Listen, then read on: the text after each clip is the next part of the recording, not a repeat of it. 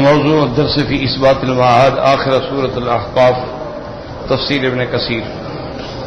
الحمد لله رب العالمين والصلاة والسلام على أشرف الأنبياء وسيد المرسلين سيدنا محمد وعلى آله وأصحابه أجمعين. اللهم صل على سيدنا محمد وعلى آل سيدنا محمد كما صليت على إبراهيم وعلى آل إبراهيم في العالمين إنك حميد مجيد. أعوذ بالله من الشيطان الرجيم. بسم الله الرحمن الرحيم. أولم يروا أن الله الذي خلق السماوات والأرض ولم يعي بخلقهن بقادر على أن يحيي الموتى بلى إنه على كل شيء قدير.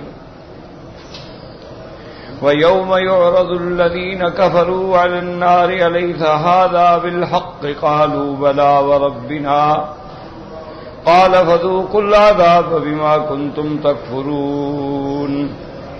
فاصبر كما صبر أولو العزم من الرسل ولا تستعجل لهم كأنهم يوم يرون ما يوعدون لم يلبثوا إلا ساعة من نهار بلاغ فهل يهلك إلا القوم الفاسقون. اللہ تبارک و تعالی نے سورۃ الاحقاف جیسا کہ الحمدللہ آپ نے تلاوت کی ہے کہ سب سے پہلے سورۃ الاحقاف کی ابتدا کے اندر اللہ تبارک و تعالی نے اس بات کتاب یعنی اللہ نے قرآن کا حضور پاک پہ اتارنا صلی اللہ علیہ وسلم. جب یہ ثابت ہوا تو حضور صلی اللہ علیہ وسلم کی نبوت ثابت ہوئی. اس کے بعد پھر دلائل توحید تھے جیسے ارشاد فرمایا حامیم اللہ عالم بمراده تنزیل الکتاب من اللہ العزیز الحکیم. یہ کتاب اتاری ہوئی ہے پروردگار عالم سے جو زبردست ہیں حکمت والے ہیں. ما خلقنا السماوات والارض وما بینہما الا بالحق واجل مسمى. اللہ نے فرمایا نہیں پیدا کیا آسمانوں اور زمینوں میں جو کچھ ہم نے مگر ٹھیک اندازے پہ اور ایک وقت مقرر تک. والذین کفروا عما انذروا معرضون. اور جو لوگ کافر ہیں ان کو جب ڈرایا جاتا ہے تو اعراض کرتے ہیں رخ پھیرتے ہیں. قل ارأیتم اب توحید ہے اور رد ہے مشرکین پر. قل ارأیتم ما تدعون من دون اللہ. اللہ نے فرمایا میرے محبوب آپ ان سے کہیں کہ بتلاؤ جن کو تم اللہ کے سوا پکارتے ہو. ارونی ماذا خلقوا من الارض. وہ دکھائیں کہ جو کچھ انہوں نے کیا پیدا کیا ہے زمین میں. ام لہم شرک فی السماوات. یا ان کی کوئی شراکت ہے آسمان بنانے میں کہ کیا انہوں نے دنیا میں انہوں نے بھی کوئی چیز پیدا کی ہے جن کو تم نے خدا بنا رکھا ہے یا کوئی آسمان بنانے میں شراکت ہو. اگر ایسی بات ہے تو دو دلیلیں ہوتی ہیں یا دلیل نقلی یا عقلی. ایتونی بکتاب من قبل ھذا. اللہ کے قرآن سے پہلے کوئی اور کتاب ہو تو لے آؤ جس میں تمہارے دعوے کی دلیل ہو. او آثارۃ من علم. یا کسی بڑے علم والے کا کوئی قول ہو. ان کنتم صادقین اگر تم سچے ہو اپنے دعوے میں. ومن اضل ممن يدعو من دون الله من لا يستجيب له الى يوم القيامه وهم من دعائهم غافلون. اللہ نے فرمایا اس سے بڑا گمراہ کون ہے جو اللہ کے سوا کسی غیر کو پکارے, اللہ کے سوا کسی غیر سے مدد مانگے جو اس کی مدد نہیں کر سکتے بلکہ اس کے پکارنے کو بھی نہیں جانتے. وَإِذَا حُشِرَ النَّاسُ كَانُوا لَهُمْ أَعْدَاءً وَكَانُوا بِعِبَادَتِهِمْ كَافِرِينَ. اور جب ان کو قیامت کے دن ان کو اور ان کے معبودین کو اکٹھا کر کے جمع کر دیا جائے گا تو وہ ان کے دشمن ہوں گے اور ان کی عبادت سے انکار کرنے والے ہوں گے کہ یا اللہ ہم نے ان کو نہیں کہا کہ ہماری عبادت کریں, ہم نے نہیں کہا کہ ہماری قبروں پہ سجدے کریں, ہم نے نہیں کہا کہ ہمیں حاجت روا مشکل کشا سمجھے، یا اللہ ان نے جو کچھ کیا شیطان کے کہنے سے کیا ہے۔ وَإِذَا تُتْلَىٰ عَلَيْهِمْ آيَاتُنَا بَيِّنَاتٍ قَالَ الَّذِينَ كَفَرُوا لِلْحَقِّ لَمَّا جَاءَهُمْ هَٰذَا سِحْرٌ مُّبِينٌ۔ اور جب ان پہ کھلی کھلی آیات قرآنی پڑھی جاتی ہیں تو یہ کافر جو ہیں وہ اس حق کو قرآن کو کہتے ہیں جب ان کے پاس آئے یہ جادو ہے کھلا۔ ام یقولون افتراہ، یا یہ کہتی ہیں کہ اللہ کے پیغمبر نے یہ خود بنایا ہے، اللہ کی طرف سے وحی نہیں ہے۔ قل ان افتریتہ فلا تملکون لی من اللہ شیئا، اللہ فرماتے ہیں آپ ان کو کہہ دو کہ بدبختو اگر میں نے قرآن بنایا ہے اور میں نے اللہ پہ جھوٹ بولا ہے تو اللہ اگر مجھے پکڑ لیں تو تم مجھے کیا چھڑاؤ گے، تم مجھے کیا فائدہ دو گے۔ هو اعلم بما تفیضون فیہ، وہ جانتے ہیں جس چیز میں تم پڑے ہوئے ہو۔ اور اس کے بعد فرماتے ہیں کفا بہ شہیدا بینی و بینکم، اور میرے اللہ کی ذات میری گواہی کے لیے کافی ہے، اسی نے مجھے پیغمبر بنایا، نبی بنایا، رسول بنایا۔ وَهُوَ الْغَفُورُ الرَّحِيمُ، وہ گناہوں کے بخشنے والے بھی ہیں اور نہایت مہربان بھی ہیں۔ اب بھی اگر توبہ کر لو تو اللہ تمہارے شرک گناہ معاف کر دیں۔ قُلْ مَا كُنْتُ بِدْعًا مِّنَ الرُّسُلِ، آپ ان سے کہہ دیجئے کہ میں کوئی نیا رسول تو نہیں ہوں، اس سے بھی تو پہلے کئی پیغمبر آ چکے ہیں۔ وَمَا أَدْرِي مَا يُفْعَلُ بِي وَلَا بِكُمْ إِنْ أَتَّبِعُ إِلَّا مَا يُوحَىٰ إِلَيَّ وَمَا أَنَا إِلَّا نَذِيرٌ مُّبِينٌ، اور میں نہیں جانتا ما يُفْعَلُ بِي، میرے ساتھ کیا ہوگا، کیا مجھے شہید ہونا پڑے گا اللہ کے رستے میں، وَلَا بِكُمْ، اور نہ تمہارے بارے میں مجھے علم ہے کہ کیا تم پر اللہ کا عذاب آئے گا، تم ہلاک کر دیے جاؤ گے، تم بھولو بدر بن جاؤ گے، کیا ہوگے۔ ان اتبع الا ما یوحیٰ الی، میں تو صرف اسی کی اتباع کرتا ہوں جو میرا اللہ مجھ پہ وحی کرتے ہیں، میں تو اتنی بات کہتا ہوں جو مجھے اللہ فرماتے ہیں۔ وما انا الا نذیر مبین، اور نہیں ہوں میں مگر کھول کے ڈرانے والا تاکہ تم اللہ کے عذاب سے ڈر جاؤ، اللہ کے عذاب سے بچ جاؤ۔ قل ارأیتم من کان من عند اللہ وکفرتم بہ، اب دوسرا اسلوب ہے، اللہ نے فرمایا میرے محبوب صلی اللہ علیہ وسلم آپ ان سے کہیں ان کان من عند اللہ، اگر یہ قرآن اللہ کی طرف سے ہے اور تم کفر کر رہے ہو پھر سوچتے ہو کیا نتیجہ ہوگا۔ وَشَهِدَ شَاهِدٌ مِّن بَنِي إِسْرَائِيلَ عَلَىٰ مِثْلِهِ، اور اسی طرح قرآن پاک اور اس سے پہلے کی کتابوں کے مطابق بنی اسرائیل کے علماء بھی گواہی دے چکے، جیسے عبداللہ ابن سلام اسلام لے آئے اور بھی اسلام لے آئے۔ فآمن واستكبرتم، وہ ایمان لائے تم تکبر میں پڑ گئے، اعراض میں پڑ گئے۔ یاد رکھو ان اللہ لا يهدي القوم الظالمین، اللہ تبارک و تعالی ظالموں کو کبھی ہدایت نہیں دیتے، اور سب سے بڑا ظالم وہ ہے جو شرک و کفر کرتا ہے۔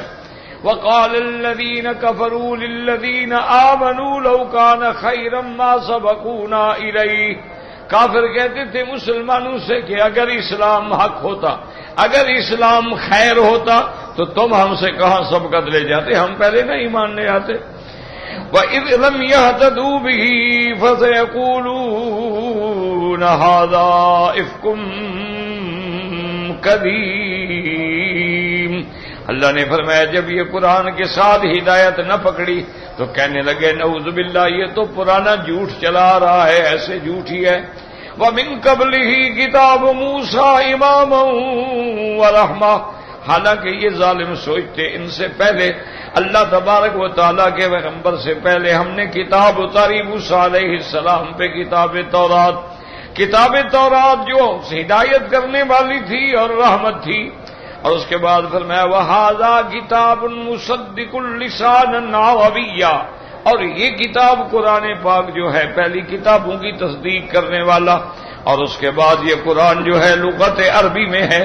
لِيُنذِرَ الَّذِينَ ظَلَمُوا وَبُشْرَىٰ لِلْمُحْسِنِينَ، تاکہ ڈرائیں آپ ان لوگوں کو جو کفر کرتے ہیں اور ایمان لانے والوں کے لیے خوشخبری ہے. اور ایمان لانے والوں کے لیے خوشخبری کیا ہے؟ ان الذین قالوا ربنا اللہ، وہ ایمان والے جنہوں نے اللہ کی الوہیت اور ربوبیت کا اقرار کیا، ثم استقاموا، پھر موت تک اسی پہ جمے رہے، فلا خوف علیہم ولا هم يحزنون، ان کو مستقبل میں بھی کوئی خوف نہیں اور پیچھے کا بھی کوئی غم نہیں.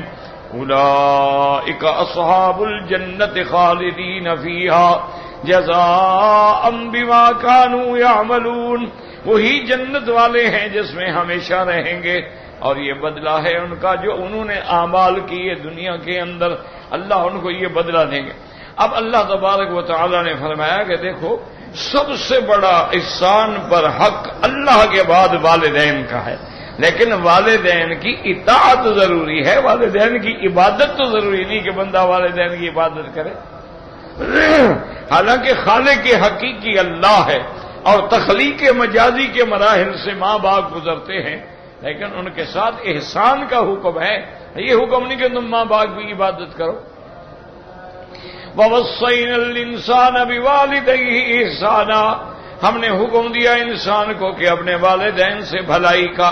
حملتہ امہ کرہا ووضعتہ کرہا، اس کی والدہ نے اٹھایا اس کو مشقت سے اور پھر وضع کیا مشقت سے. وحملہ وفصالہ 30 شہرا، اور اس کا حمل اور اس کا چھڑانا، دودھ چھڑانا جو ہے اس کی مدت ہے 30 مہینے. کیا معنی 6 مہینے کا حمل اور 24 مہینے جو ہے 2 سال رضا کے اور 6 مہینے کا حمل.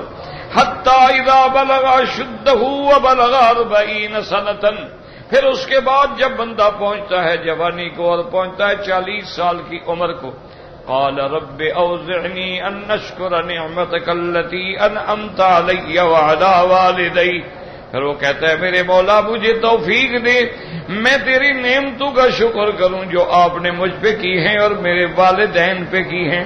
وان اعمل صالحا ترضاه، اور میں اچھے عمل کروں، ایسے عمل جو آپ کو راضی کرنے والے ہوں. وَأَصْلِحْ لِي فِي ذُرِّيَّتِي، اور میری اولاد کی اصلاح فرما دے، میری اولادوں کی اولادوں کو بھی اچھا بنا دے.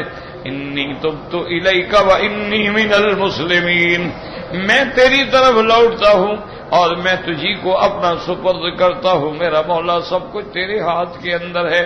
تو علماء نے یہ بھی لکھا ہے کہ اولاد کی اصلاح کے لیے اس سے بڑی دعا کوئی نہیں ہے کہ آدمی ہمیشہ یہ دعا کرتا رہے، اصلح لی فی ذریتی، یا اللہ میری ذریت کی اصلاح فرما. انی تبت الیک وانی من المسلمین، تحقیق میں نے تیری طرف رجوع کیا ہے، تیری طرف ہی لوٹنا ہے، اور میرا مولا میں اپنے آپ کو تیرے سپرد کر رہا ہوں. اولئک الذین نتقبل عنہم احسن ما عملوا ونتجاوز عن سیئاتہم فی اصحاب الجنہ، یہی لوگ ہیں جن کے اللہ نے اچھے عمل قبول فرمائے اور ان کی خطاؤں سے درگزر فرمایا، اور یہ جنت میں ہوں. وعد الصدق الذی، یہ سچا وعدہ ہے، الذی کانوا یوعدون، جو ان کو وعدہ دیا گیا ہے بالکل اللہ کا وعدہ ہے اور اللہ کا وعدہ کبھی جھوٹا نہیں ہوتا. ان اللہ لا یخلف المیعاد. اب آگے اللہ فرماتے ہیں والذی قال لوالدیہ اف لکما اتعداننی ان اخرج وقد خلت القرون من قبلی وہما یستغیثان اللہ ویلک آمن ان وعد اللہ حق فیقول ما ھذا الا اساطیر الاولین. پھر اللہ پاک بیان کرتی ہیں کہ کیسے والدین اپنی اولاد کو ڈراتے ہیں کہ بیٹا اسلام لے آؤ، بیٹا اچھے کام کرو، بیٹا اچھے بن جاؤ. والذی قال لوالدیہ، اور بیٹا کیا کہتا ہے ماں باپ، اف لکما، ہلاکت ہو تمہارے لیے، اتعداننی، مجھے ڈراتے ہو کہ میں دوبارہ قبروں سے اٹھوں گا، مرنے کے بعد اٹھوں گا. وقد خلت القرون من قبلی، مجھ سے پہلے کتنی زمانے کتنی قومیں گزر گئیں، آج تک کوئی اٹھ کے نہیں آیا ہے. اور والدین کہتے وما یستغیثان اللہ، وہ اللہ کے آگے فریاد کرتے اور اس کو کہتے ویلک آمن، اے بدبخت تجھے ہلاکت ہو، ایمان لیا، کیا کفر بک رہے ہو؟ ایمان لے آؤ، ایمان لے آؤ۔ ان وعد اللہ حق، اللہ کا وعدہ سچا ہے، ہر حال میں اٹھنا ہوگا۔ فَيَقُولُ مَا هَٰذَا إِلَّا أَسَاطِيرُ الْأَوَّلِينَ، اور وہ کہتا ہے چھوڑو یہ تو پرانے زمانے کی قصے کہانیاں ہیں، کس نے اٹھنا ہے؟ ہزاروں سال گزر گئے، فرعون مر گیا، قارون مر گیا، شداد مر گیا، وہ کون سا اٹھ کے آ گئے ہیں کہ میں دوبارہ اٹھ کے آ جاؤں گا؟ اولئک الذین حق علیہم القول فی امم قد خلت من قبلہم من الجن والانس، اللہ نے فرمایا یہ وہی لوگ ہیں جن پہ اللہ کا لکھا پورا ہوگا جو پہلی امتوں سے گزرے ہیں، ان سے پہلے جنوں میں انسانوں میں کیا لکھا؟ انہم کانوا خاسرین، یہی لوگ ہیں تروٹے والے، گھاٹے والے۔ وَلِكُلٍّ دَرَجَاتٌ مِّمَّا عَمِلُوا، ہر ایک کے لیے اسی طرح درجات ہیں جیسے اس کا عمل ہے۔ وَلِيُوَفِّيَهُمْ أَعْمَالَهُمْ وَهُمْ لَا يُظْلَمُونَ، اور ان کو ان کے اعمال کا پورا پورا بدلہ دیا جائے گا، اور ان پہ کوئی ظلم نہیں ہوگا کہ بغیر گناہ کے سزا دے دی جائے یا کسی دوسرے کا گناہ ان کے ذمے لگا دیا جائے، نہیں، اللہ کے ہاں تو عدل ہوگا نا۔ وَيَوْمَ يُعْرَضُ الَّذِينَ كَفَرُوا عَلَى النَّارِ، اور میرے محبوب محمد مصطفیٰ صلی اللہ علیہ وسلم آپ یاد کریں اس وقت کو جب کافروں کو جہنم پہ پیش کیا جائے گا اور کہا جائے گا بدبختو تم اپنا سب کچھ اچھا کیا اب چھوڑا ہے، اذهبتم طیباتکم فی حیاتکم الدنیا واستمتعتم بها، اور تم نے اپنی تمام اشائیاں، تمام لذتیں چھوڑائے اور ان سے تم نے دنیا میں نفع اٹھا لیا ہے، اب تمہارے لیے کچھ نہیں۔ فَالْيَوْمَ تُجْزَوْنَ عَذَابَ الْهُونِ، آج تم کو بدلہ دیا جائے گا ذلت کے عذاب کا، بِمَا كُنتُمْ تَكْسِبُونَ فِي الْأَرْضِ بِغَيْرِ الْحَقِّ، اس لیے کہ تم زمین میں جو نہ حق کرتے تھے، اور اس لیے کہ تم بِمَا كُنتُمْ تَفْسُقُونَ اللہ کے احکام کی نافرمانی کرتے تھے، حدود سے نکلتے تھے۔ اب اللہ نے ذکر فرمایا بعض قوموں کا، وَاذْكُرْ أَخَا عَادٍ، میرے محبوب آپ یاد کریں قوم عاد کے بھائی یعنی حضرت ہود کا قصہ، اذ انذر قومہ بالاحقاف، جب انہوں نے مقام احقاف پہ اپنی قوم کو ڈرایا، وقد خلت النذر من بین یدیہ ومن خلفہ، ان سے پہلے بھی اللہ نے پیغمبر بھیجے، ان کے بعد بھی پیغمبر بھیجے، اور ان سب کا ایک ہی دعوت تھی، اللہ تعبدوا الا اللہ، ہرگز عبادت نہ کرو کسی کی مگر اللہ، انی اخاف علیکم عذاب یوم عظیم، اور پیغمبر نے کہا ہے بدبختوں میں ڈرتا ہوں اس عذاب سے، اس دن کے عذاب سے جو بڑا ہے، اس دن کے عذاب سے جو دن بہت بڑا، 50,000 سال کے برابر۔ قالوا اجئتنا لتأفکنا عن آلہتنا، قوم کہنے لگی اچھا ڈرا کہ تم ہمیں ہمارے خداؤں سے ہٹانا چاہتے ہو کہ ہم ان کی عبادت چھوڑ دیں، ہم ان کو ماننا چھوڑ دیں، تیری بات مان لیں۔ فَأْتِنَا بِمَا تَعِدُنَا إِن كُنتَ مِنَ الصَّادِقِينَ، جس عذاب سے تم ہمیں ڈراتے ہو لے آؤ عذاب، کہاں ہے اگر تم سچے ہو۔ جب قوموں کی مصیبت آ جاتی ہے نا، قومیں برباد ہوتی ہیں، پھر اپنی زبان سے عذاب مانگتے ہیں۔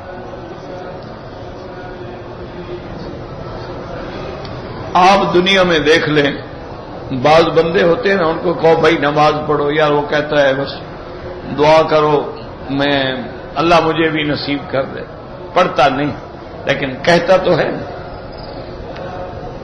ایک سٹیج پھر وہ آ جاتی ہے کہ جب تم اس کو کہتے ہو نا کہ بھائی نماز پڑھو یار، وہ کہتا ہے چھوڑے یار، جاؤ تم پڑھو، تم اپنے کام کرو، کیوں ہمارے گلے کیوں پڑھتے ہو یار۔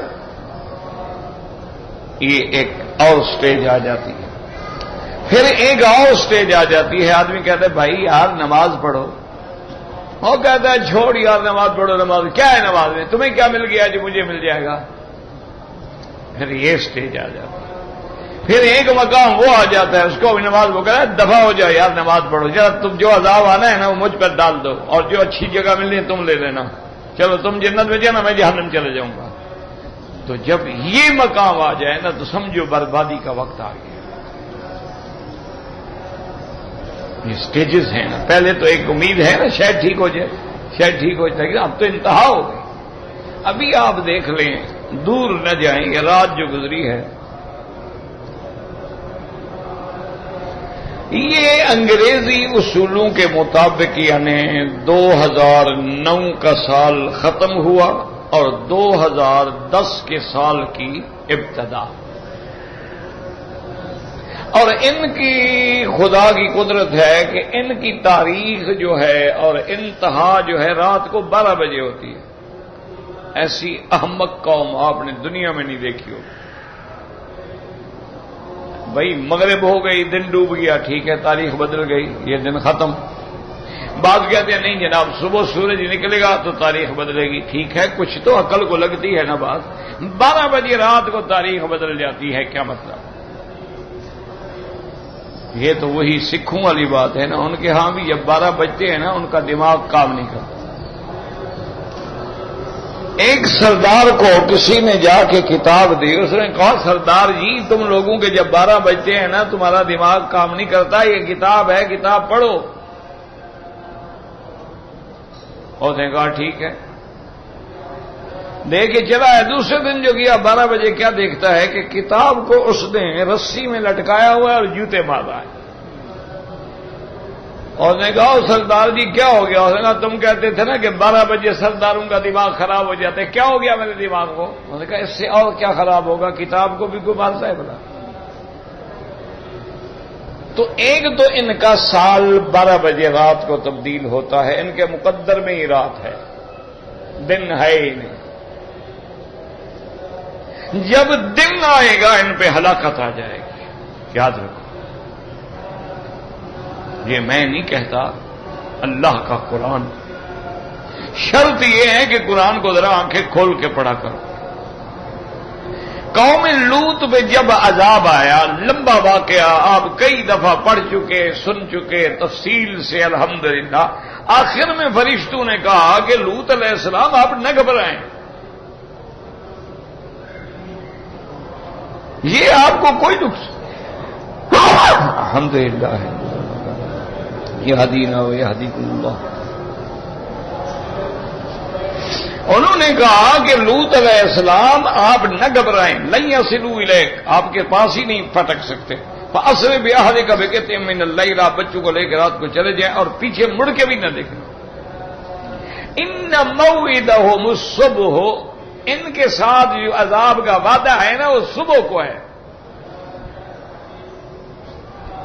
تو پیغمبر نے بے ساختہ کہا, پیغمبر قوم کے ظالمانہ رویے سے اتنے تنگ آ چکے تھے. ہم نے کہا صبح کو کیوں اتنی دیر؟ تم اللہ کے فرشتے ہو, موجود ہو, ایک تھپڑ ہی کافی ہے ان کو.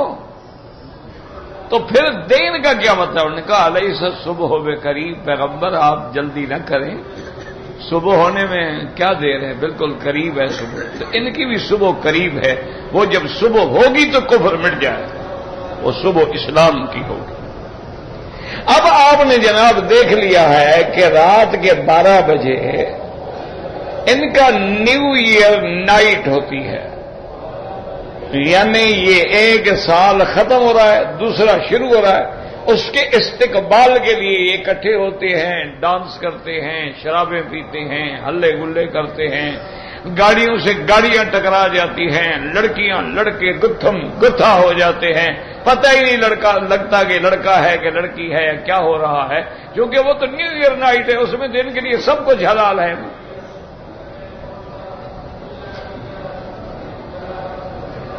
ایک دفعہ میں نے اخبار میں ایک بہت بڑے آپ کے لیڈر کا بیان پڑھا کہ کیسے بدبخت لوگ ہیں میرے مخالفین کہ انہوں نے مجھے نیو ایئر نائٹ بھی نہیں منانے دی, مجھے جیل میں رکھا, 1-2 دن کے لیے نماز لے لیتے, کون سا آسمان ٹوٹ پڑتا.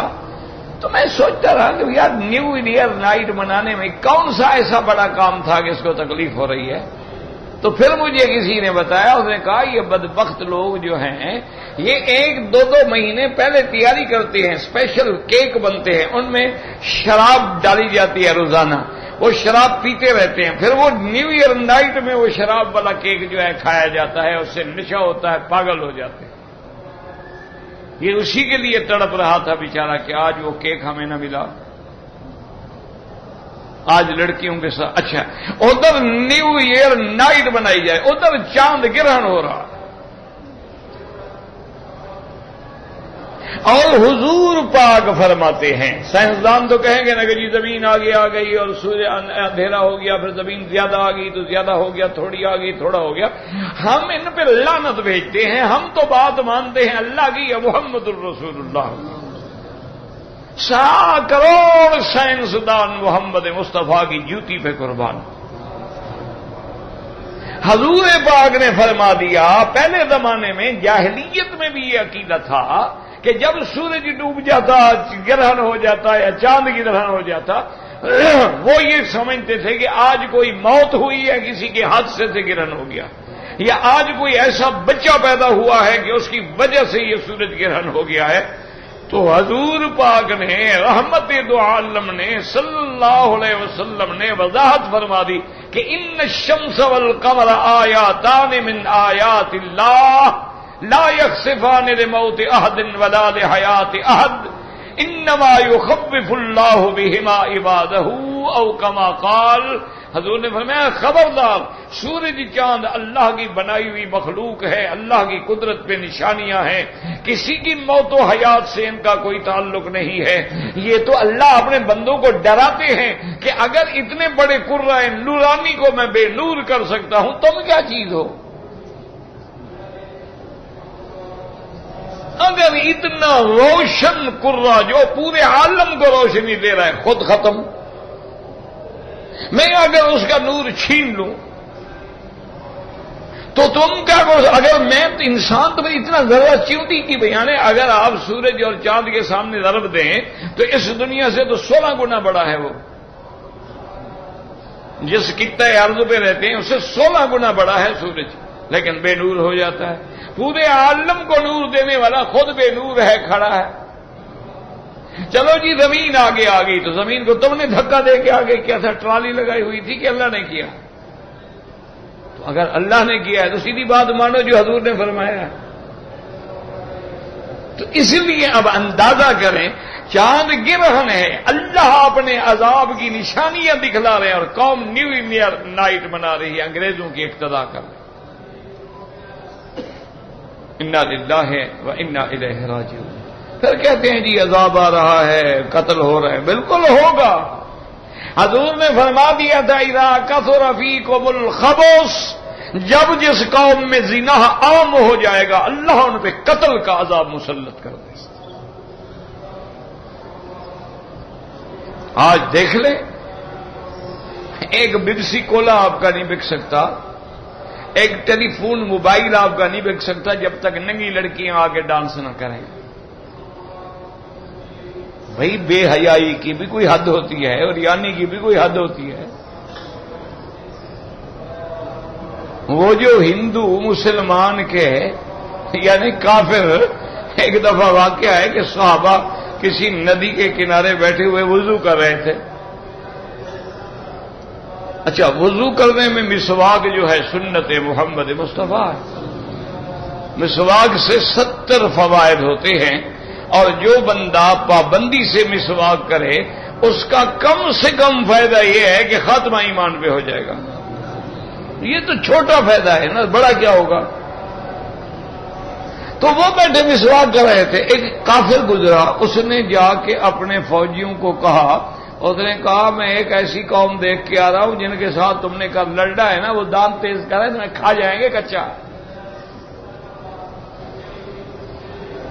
کافر دو کے بھاگ گئے کہ تو ہمیں کھا جائیں گے، تو آدم خور ہیں، یہ بندوں کو کھا جاتے ہیں۔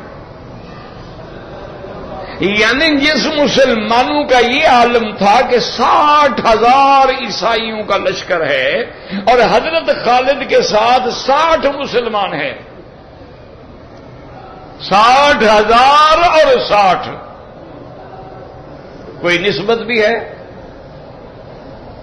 اور حضرت خالد بن ولید نے حملہ کر دیا، 60,000 بندے پہ 60 آدمیوں نے حملہ کر دیا۔ اللہ اکبر۔ ابھی عبیدہ بن الجراح اس وقت فوج کے کمانڈر تھے وہ سوئے ہوئے ہیں اور خواب میں دکھلایا جاتا ہے کہ تم سو رہے ہو اور خالد اللہ کے دین کے لیے اکیلا لڑ رہا ہے.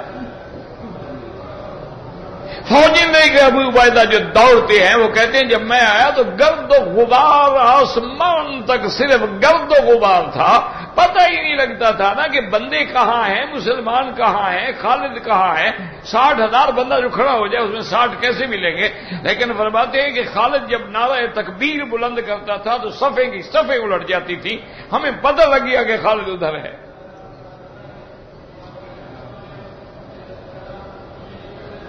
اوپر مسلمانوں کا لشکر پہنچ گیا، انہوں نے حملہ کر دیا، فتح ہو گئی. یعنی 60 آدمی 60,000 سے لڑنے والے، آج ایک ہندو کہتا ہے کہ تم تو ہمارے 36 گھنٹے بھی سامنے نہیں کھڑے ہو سکتے، اور ہمارے مسلمان اتنے بے غیرت ہیں، ایک نے بھی جواب نہیں دیا. یار اتنے بے حس ہو گئے ہم، اس قدر مردہ قوم ہیں ہم. انا للہ و انا الیہ راجعون. یاد رکھو اسلام کا محافظ خدا ہے، تم نہیں ہو. تم نہ نخرے وخرے کرو، تم سے اللہ کام لے لے تو شکر کرو. اسلام کو تمہاری کوئی ضرورت نہیں، اللہ کے کعبے کو تمہاری کوئی ضرورت نہیں ہے. اگر اللہ نے حفاظت کرنی ہے تو اس کے ابابیل اب بھی موجود ہیں. وہ ابابیل دوبارہ بھیجنا مشکل نہیں ہے. اللہ اپنے ملکوں کی، اسلام کی، دین کی، قرآن کی حفاظت کرے گا.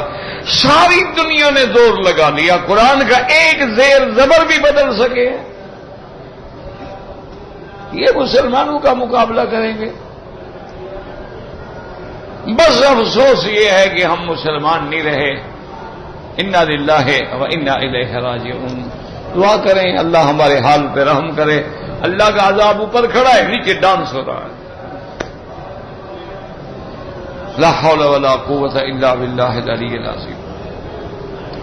اس لیے کہتے ہیں کہ اچھا آپ ہمیں ڈراتے ہیں، ہمیں ہمارے خداؤں سے بھگاتے ہیں، لے آؤ جو عذاب ہے. قال انما العلم عند اللہ وابلغکم ما ارسلت به الیکم. اللہ کے پیغمبر نے فرمایا ظالمو تمہاری ہلاکت کا علم میرے اللہ کے پاس ہے، مجھے تو نہیں پتا کب آنا ہے عذاب. میں تو پیغمبر ہوں، جو حکم ملا پہنچا دیا. وَلَكِنِّي أَرَاكُمْ قَوْمًا تَجْهَلُونَ. لیکن میں دیکھتا ہوں تم بڑی کوئی جاہل قوم ہو. کون ہے دنیا میں جو اپنی ہلاکت مانگے، اپنی بربادی مانگے؟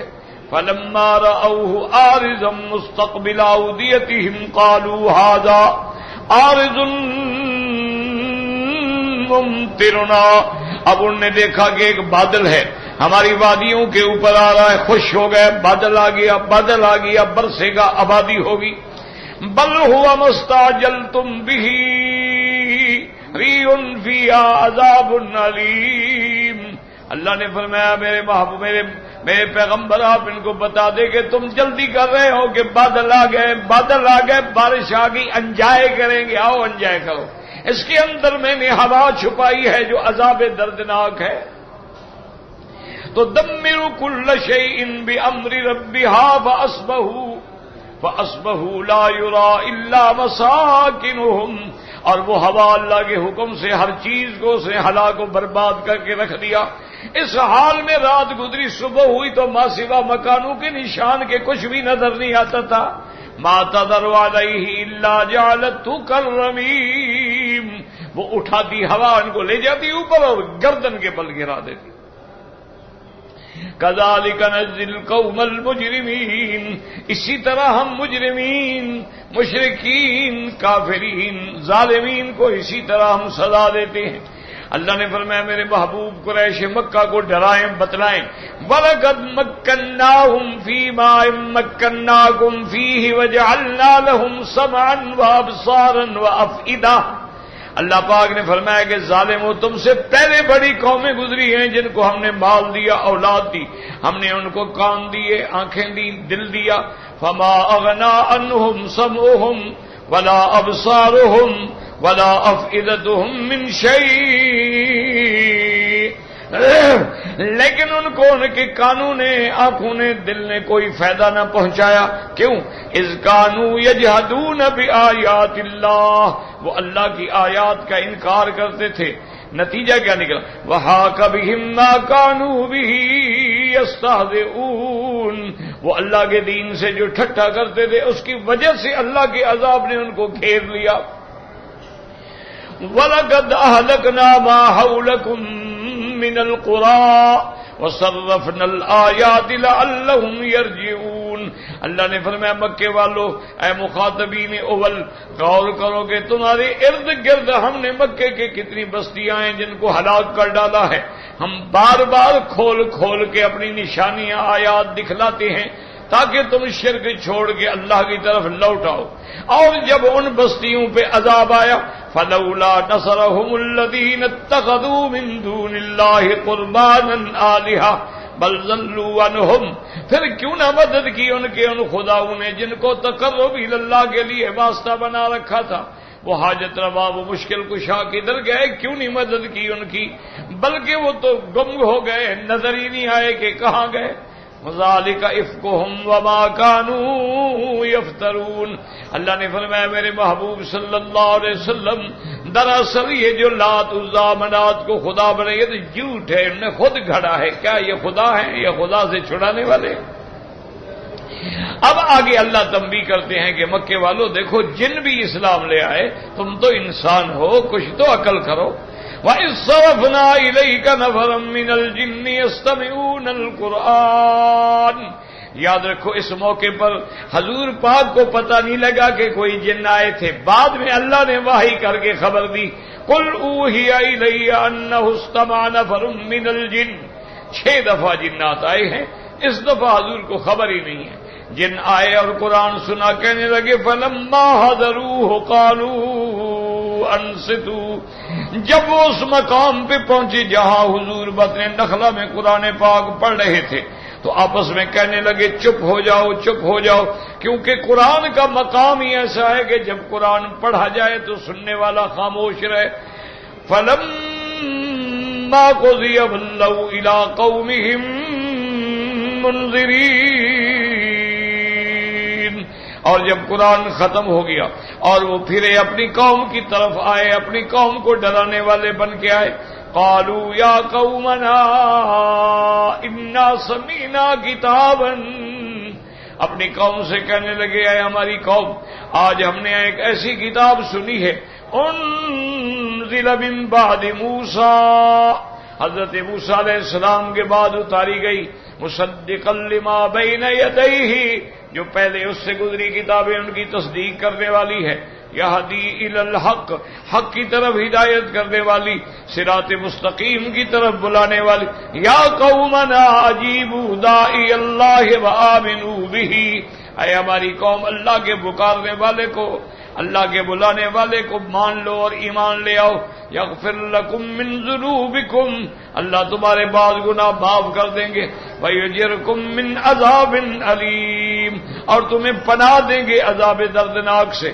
ومن لا یجب داعی اللہ، اور جس نے اللہ کے پکارنے والے کی بات نہ مانی، اللہ کے نبی پہ ایمان نہ لایا، اللہ کے قرآن پہ ایمان نہ لے آیا، فلیس بمعجز فی الارض ولیس لہ من دونہ اولیاء. وہ اللہ کو نہیں تھکا دینے والا کہ زمین میں کہیں بھاگ جائے، اور نہ کوئی اللہ کے سوا اس کی مدد کر سکتا ہے. اولئک فی ضلال مبین. اور یہ کافر مشرک غیر اللہ کے پجاری جو ہیں، یہ بڑی کھلی گمراہی میں پڑے ہوئے ہیں کہ ان کی مدد کو کوئی آئے گا، ان کی کوئی بھی مدد نہیں کرے گا.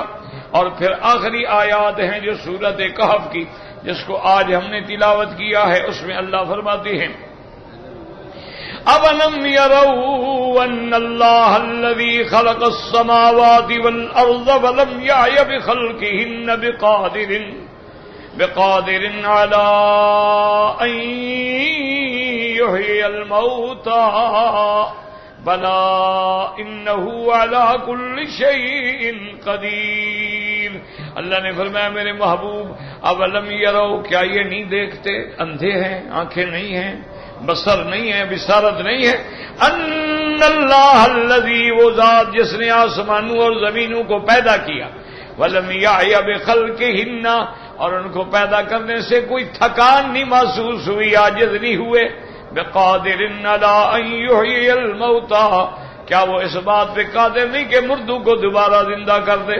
جو آسمانوں کو بنانے والا، زمینوں کو بنانے والا، تو آسمانوں زمینوں کی اتنے بڑے کرات کو بنانے والے کے آگے ایک انسان کو دوبارہ کھڑا کرنا کیا مشکل ہے؟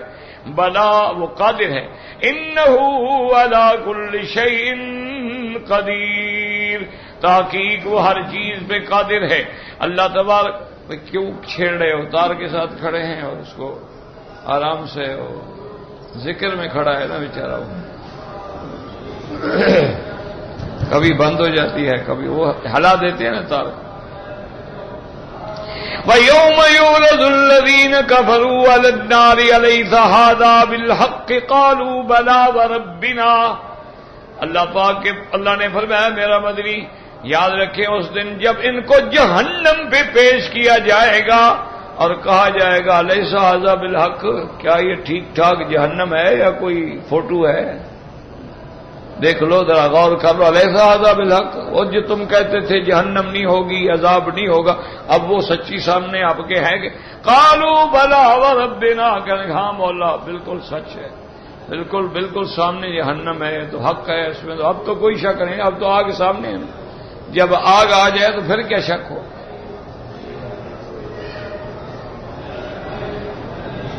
قال وذوقوا العذاب بما كنتم تكفرون.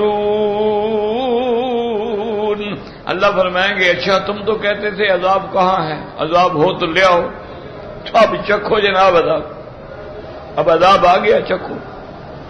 ایک دوسری جگہ قرآن کہتا ہے کہ اللہ کے فرشتے کہیں گے کافروں کو جہنم کے سامنے افسحر ھذا، دیکھ لو کہ یہ جادو تو نہیں، یہ کوئی جادو کی آگ تو نہیں ہے نا؟ تم کہتے تھے نا پیغمبر جادوگر ہیں اور سب جادو ہے، یہ کہیں آگ بھی جادو کی نہ ہو، ذرا غور کر لو. اب امن تم اندھے ہو، دیکھو تو صحیح کیا دیکھیں، آگے تو آگ ہے، جہنم کھڑی ہے. اب آگے آخر میں اللہ پاک اپنے پیغمبر کی تسلی فرمائے، فاصبر کما صبر اولو العزم من الرسل. میرے مدنی رحمت دو عالم صلی اللہ علیہ وسلم، آپ کی قوم نے آپ کی تکذیب کی ہے، آپ کے راستے میں کانٹے بچھائے، آپ کے صحابہ کو پھانسیوں پہ لٹکایا ہے. صبر کریں، صبر کریں، جیسے پہلے شان والے پیغمبروں نے برداشت کیا ہے صبر کی، آپ بھی صبر کریں. وَلَا تَسْتَعْجِل لَّهُمْ، اور ان کی ہلاکت کے لیے جلدی نہ کریں، آپ جلدی نہ مانگیں گے جلدی ہم ان کو برباد کر دیں، آپ صبر کریں.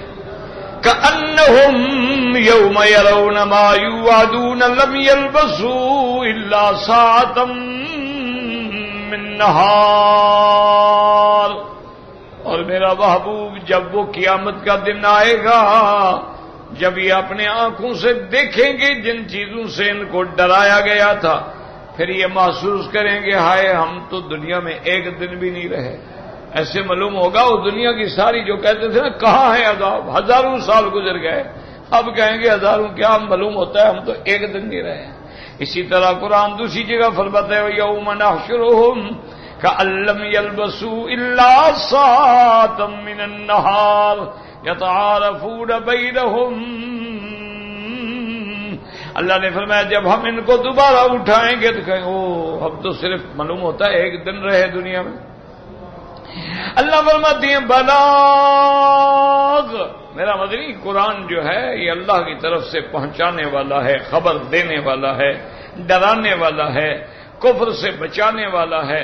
فَهَلْ يُهْلَكُ إِلَّا الْقَوْمُ الْفَاسِقُونَ، اور نہیں ہلاک ہوتے مگر وہ جو اللہ کے فرمان کو توڑنے والے ہیں، انکار کرنے والے ہیں.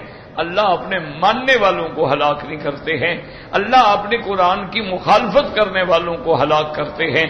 دعا کریں اللہ ہمیں ایمان والا بنائے اور اللہ ہم سب کا اور ہر کلمے پڑھنے والے کا خاتمہ ایمان پہ فرمائیں، اور اللہ پورے عالم اسلام سے اپنا عذاب رفع فرمائیں.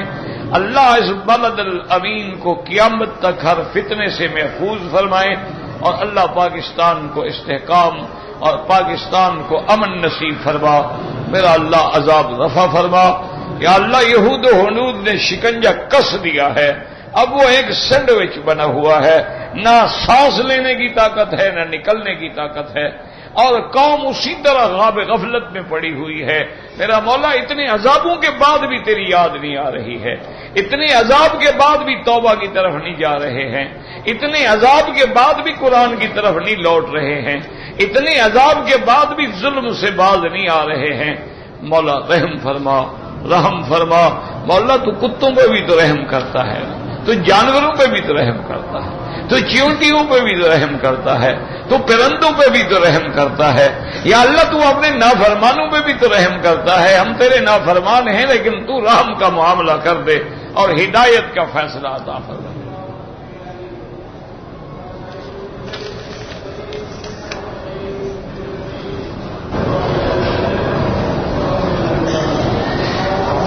کہتے ہیں جی کہ ہمارے والدین جو ہیں ہمارے چھوٹے بھائی کا رشتہ اپنے رشتہ داروں میں کرنا چاہتے ہیں، لیکن ہمارا چھوٹا بھائی جو ہے وہ راضی نہیں ہوتا۔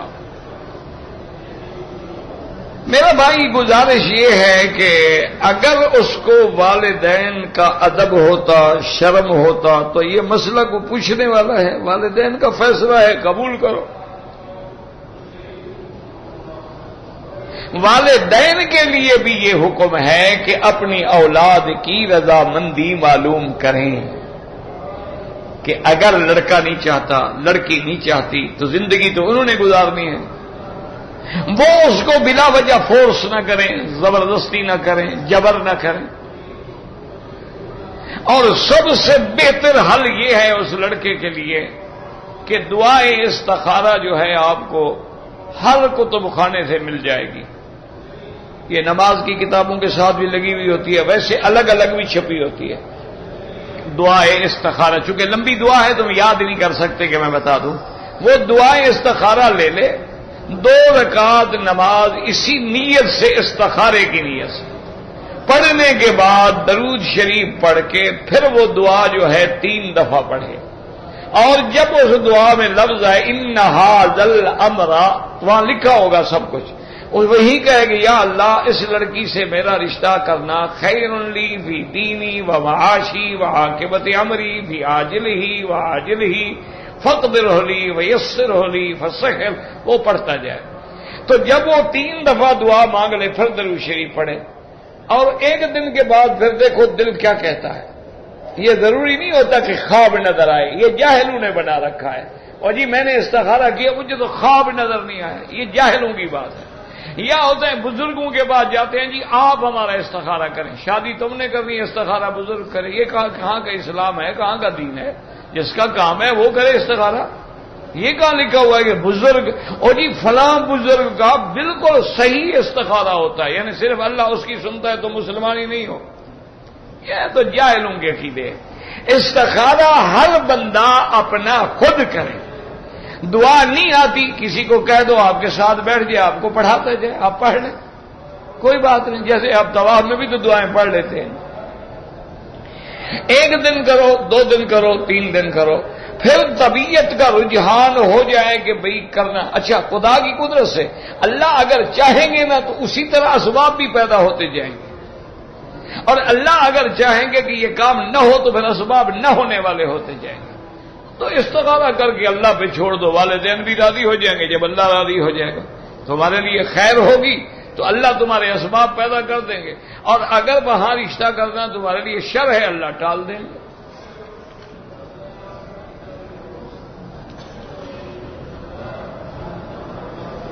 کہتے تھے کہ مکے میں جو مقیم ہیں وہ مینا، عرفات، مزدلفہ میں نماز کیسے پڑھے، اگلے حج پہ انشاءاللہ بتائیں گے۔ جب حج آئے گا نا، مینا عرفات چلیں گے مزدلفہ، یہ سارا سال جو بتاتے رہے ہیں وہ تو آپ کو بھول گیا، آج جو بتائیں گے وہ بھی بھول جائے گا، کیا ضرورت۔ اچھا باقی دنیا میں یہی مسائل رہ گئے ہیں کہ ہم لوگوں کو لڑاتے رہیں کہ وہاں 2 رکعت ہیں یا 4 ہیں، اور جس نے جیسے بھی پڑھی اللہ سب کی قبول کرے۔ لڑانے والے مولوی اور بہت سارے ہیں، خدا کے لیے مجھے معاف کر دو، مجھے امت محمد مصطفیٰ کو جوڑنے والا بنانے دو اور توڑنے والا نہ بننے دو۔ یہ ایک علمی اختلاف ہے، بعض ائمہ فرماتے ہیں بھی حج میں 2 نماز 2 رکعت کی، حضور پاک نے 2 رکعت پڑھی۔ امام ابو حنیفہ رحمۃ اللہ علیہ فرماتے ہیں کہ حضور نے اس لیے 2 پڑھی ہیں کہ آپ مدینہ سے آئے تھے، آپ مسافر تھے، لہذا وہ فرماتے ہیں کہ اگر مقیم ہے تو 4 پڑھے اور مسافر ہے تو 2 پڑھے۔ باقی اماں فرماتے ہیں مقیم ہے مسافر ہے 4 پڑھے۔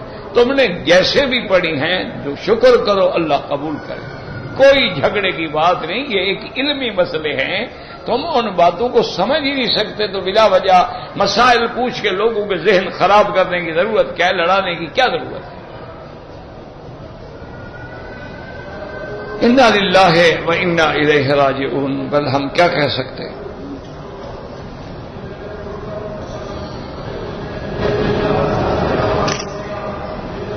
ایک دماغوں میں بات بیٹھ جاتی ہے نہیں۔ اب دیکھو کتنا پیارا نام ہے اہل قرآن، لیکن کافر ہیں۔ وہ کہتے ہیں جناب ہم نے قرآن کے سوا کوئی بات نہیں ماننی، اللہ نے قرآن اتارا ہے، یہ آپ نے نبی پاک کی حدیث کہاں سے لے آئے؟ یہ تو شرک ہو گیا، اللہ کی بھی مانو نبی کی مانو، کو اللہ کے ساتھ ملا دیا آپ لوگوں نے۔ تو کیا خیال ہے پھر ان کا یہ دعویٰ مان لیں کہ ہاں صرف ہم قرآن مانیں گے اور کچھ نہیں مانیں گے؟ اسی طرح بعض ہمارے بھائی آ جائیں، وہ کہتے ہیں جی حدیث میں ہے، ہم تو جی حدیث مانیں گے اور کچھ نہیں مانیں گے۔ ماشاءاللہ انہوں نے قرآن کا نام لے کے حدیث کا انکار کر دیا، تم نے حدیث کا نام لے کے فقہ کا انکار کر دیا۔ اللہ ہدایت دے اور ہم کیا کر سکتے؟ ہم تو صرف اللہ سے دعا مانگ سکتے ہیں اور تو کچھ نہیں کر سکتے کہ یا اللہ ہدایت عطا فرما، ورنہ اصولی بات ہے کہ قرآن بھی ہو، میرے مدنی محبوب کا فرمان بھی ہو، اجماع بھی ہو اور قیاس بھی ہو، تب جا کے ہم دین کی پٹڑی پہ چلیں گے۔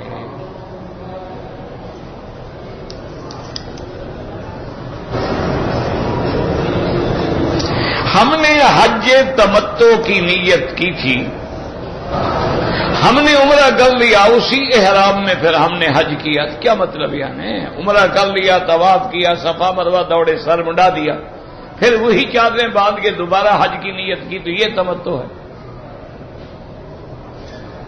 اگر آپ نے طواف کر لیا، صفا مروہ دوڑ لیے، سر نہیں مڈایا، حج پہ چلے گئے تو یہ تو قران ہے، تمتع تو نہیں ہے۔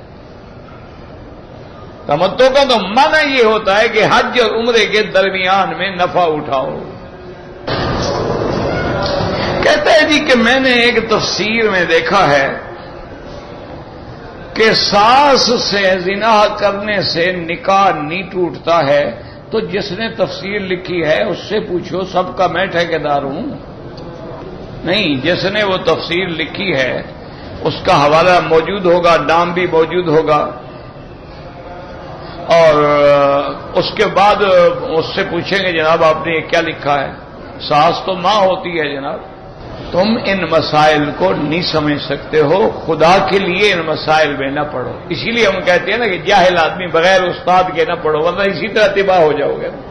اس لیے اب کہتے جی کہ ایک زانیہ عورت سے بچی پیدا ہوئی، اس سے نکاح ہو سکتا، ہاں جناب بالکل ہو سکتا ہے، اس کا کیا قصور ہے؟ قصور تو ان کا ہے جن نے زنا کیا، اس کا کیا قصور ہے جو پیدا ہوئی؟ لیکن اصول یہ ہے کہ زانی گھرانے کو پسند نہ کرو، کیونکہ زانی کو پسند کرتا ہے، زانیہ زانی کو پسند کرتا ہے، خبیث کو ڈھونڈتا ہے اور پاک کو ڈھونڈتا ہے۔ کوشش کرو کہ کسی طیب گھرانے میں تمہارا نکاح تو ہو جائے گا، اس لڑکے کا کیا قصور ہے بھائی؟ نہیں، ساری تفسیر میں تمہیں ایک ساس والا مسئلہ نظر آیا، ایک زنا والی لڑکی کا مسئلہ نظر، اور سارا قرآن تم نے سمجھ لیا تھا، بس یہ 2 مسئلے رہ گئے تھے جو مولوی بکی سے پوچھنے تھے۔ نہیں، تمہیں اللہ سے کوئی ڈر نہیں کہ تم جاہل ہو، تم یہ مسائل پوچھتے ہو جس کو یہ بھی پتہ نہیں کہ استنجے کے کتنے فرائض ہیں، 3 انگلی سے ہو، 1 انگلی سے ہو، پورے ہاتھ سے ہو، آدھے ہاتھ سے ہو، تو مجھے صرف یہی مسئلہ بتا دو، یہ میں تمہیں سمجھا دوں گا۔ اللہ کے بندے، اسی لیے حکم ہے کہ فَأْتُوا الْبُيُوتَ مِنْ أَبْوَابِهَا، علماء کے بغیر، جیسے سنار کے بغیر زیور نہیں بنتا، لوہار کے بغیر لوہا نہیں ڈھلتا، عالم کے بغیر مسائل نہیں سمجھ آ سکتے، یا آدمی مجتہد ہوگا یا مقلد ہوگا، تیسری قسم ہو ہی نہیں سکتی۔ یا آدمی اس مقام پہ پہنچ جائے اتنا بڑا عالم ہے کہ خود مجتہد ہو، اس کو کسی کی ضرورت نہیں، جیسے امام بخاری رحمۃ اللہ علیہ مجتہد تھے۔ یا مجتہد نہیں ہوگا تو مجتہد سے پوچھ کے چلے گا، کیوں؟ اللہ نے قرآن میں دو کا ذکر ہے، فَاعْتَبِرُوا يَا أُولِي الْأَبْصَارِ، اے علم بصر بصیرت والے، تم عبرت پکڑ کے مسائل کو سمجھو۔ ہمیں کیا حکم دیا؟ فَاسْأَلُوا أَهْلَ الذِّكْرِ، علم والوں سے پوچھو اگر تمہیں مسئلہ نہ آتا ہو۔ شفاء العی السؤال، عاجز آدمی کی شفا جو ہے وہ سوال کرنے میں ہے کہ اس سے مسئلہ پوچھ لو۔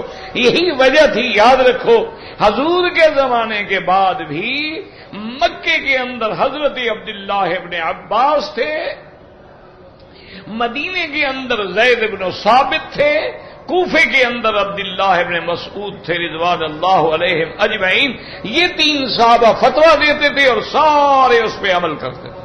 تو آدمی ہمیشہ یاد رکھو، یا مجتہد ہوگا یا پھر اس کا مقلد ہوگا، باہر تو نکل ہی نہیں سکتا۔ رزق میں بے برکتی گناہوں کی وجہ سے آتی ہے۔ جب آدمی گناہ کرتا ہے اللہ رزق گھٹا دیتے ہیں۔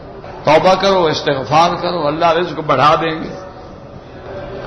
کہتے جی بچہ جب پیدا ہوتا ہے اس کے کان میں اذان دی جاتی ہے، نہیں تم اس کے کان میں جا کے کوئی گانے کا میوزک لگا دینا، کیا خیال؟ تاکہ پہلی آواز اس کے کان میں شیطان کی جائے، اللہ کی نہ جائے۔ اذان اس لیے دی جاتی ہے کہ سب سے پہلی آواز اللہ کا نام جائے کہ اللہ اکبر اللہ اکبر، اور دوسرے کان میں اقامت ہوتی ہے کہ بیٹا اتنا وقت ہے جیسے اذان اور تکبیر کے درمیان میں دنیا گزر جائے گی، اپنا عمل کر لینا۔ تمہیں تکلیف ہو نا اذان سے تو کوئی مسئلہ نہیں، تم مائیکل جیکسن کا کوئی گانا لگا دینا، ان کو کہنا سنو بیٹا تاکہ بڑے ہو کے تم ایسے بنو۔ کہتے جی کہ عورت نے حیض سے غسل کر لیا، پاک ہو گئی، پاک ہونے کے بعد میاں بیوی نے ہم بستری کی، اب دوبارہ غسل کرے؟ نہیں جناب، وہی پہلا کافی ہے، دوبارہ کیوں کرے؟ ایک دفعہ جب غسل کر لیا تھا، باقی بس وہ گرہ لگا دے، اگلے حیض پہ پھر نہا لے۔ اب اس کا کوئی حل ہے؟ بھئی جیسے حیض سے غسل کرنا فرائض میں ہے، ایسے جنابت سے غسل کرنا فرائض میں ہے۔ یہ جنابت کا غسل ہے، وہ حیض کا غسل ہے، نفاس کا غسل ہے، غسل مسنون ہے، غسل واجب ہے، غسل مستحب ہے، غسل کے تو اقسام ہیں۔ کہتے جی کہ ایک مولوی صاحب نے فرمایا تھا کہ حج اور عمرہ کرنا ہو تو مکے والوں کو احرام گھر سے باندھنا چاہیے۔ یہ حج کے لیے تو ٹھیک ہے لیکن عمرے کے لیے لازم ہے کہ باہر جائے۔ یہ تو امام بخاری نے باقاعدہ باب باندھا ہے، وہ باب کھول کے پڑھ لو، عمرہ تنعیم کا۔ کفر کو کفر بول سکتے ہیں تو کفر کو کیا اسلام بولیں گے؟ جو کفر ہے وہ کفر ہے، اسلام ہے وہ اسلام ہے۔ ایک آدمی 5 سال کے بعد گھر جا رہا ہے، شادی شدہ ہے، تو اس پر اس کی بیوی حلال ہے، کیوں حرام کیوں ہو گئی؟ اس نے طلاق دی تھی، یا تم نے پہلے کو گڑبڑ کر کے حرام کیا ہوا ہے تو بتا دو بیچارے کو، خام خواہ نہ جائے۔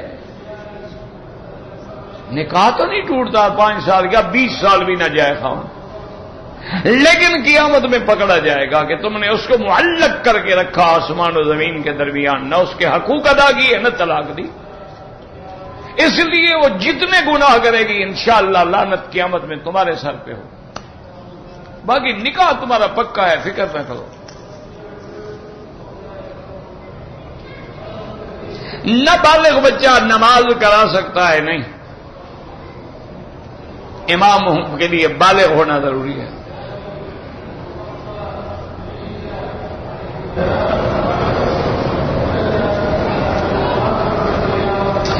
ایک آدمی نے سارے ارکان کر لیے، بیوی نے طواف زیارت کر لیا،